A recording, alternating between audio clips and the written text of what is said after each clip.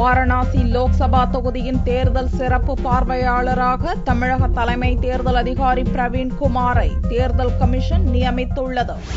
பாரதிய ஜனதா பிரதமர் வேட்பாளர் நரேந்திர மோடி, ஆம் ஆத்மி ஒருங்கிணைப்பாளர் அரவிந்த் கெஜ்ரிவால் உள்ளிட்டோர் போட்டியிடும் உத்தரப்பிரதேச மாநிலம் வாரணாசி லோக்சபா தொகுதி நட்சத்திர அந்தஸ்தை பெற்றுள்ளது. தேர்தல் பிரச்சாரம் சனிக்கிழமையன்று நிறைவடைந்து திங்களன்று வாரணாசியில் லோக்சபா தேர்தல் நடக்கிறது. இந்நிலையில் பாரதிய ஜனதா பிரதமர் வேட்பாளர் நரேந்திர மோடி பங்கேற்கும் பேரணிக்கு வாரணாசி தேர்தல் அதிகாரி பிரஞ்சல் யாதவ் அனுமதி மறுத்தார். தேர்தல் அதிகாரி ஒருதலைபட்சமாக நடந்து கொள்வதாக பாரதிய ஜனதா, ஆம் ஆத்மி உள்ளிட்ட கட்சியினர் தேர்தல் கமிஷனிடம் புகார் தெரிவித்தனர். இந்நிலையில் தலைமை தேர்தல் கமிஷன் வாரணாசி லோக்சபா தொகுதி சிறப்பு தேர்தல் பார்வையாளராக தமிழக தலைமை தேர்தல் அதிகாரி பிரவீன்குமாரை நியமித்து உத்தரவிட்டுள்ளது.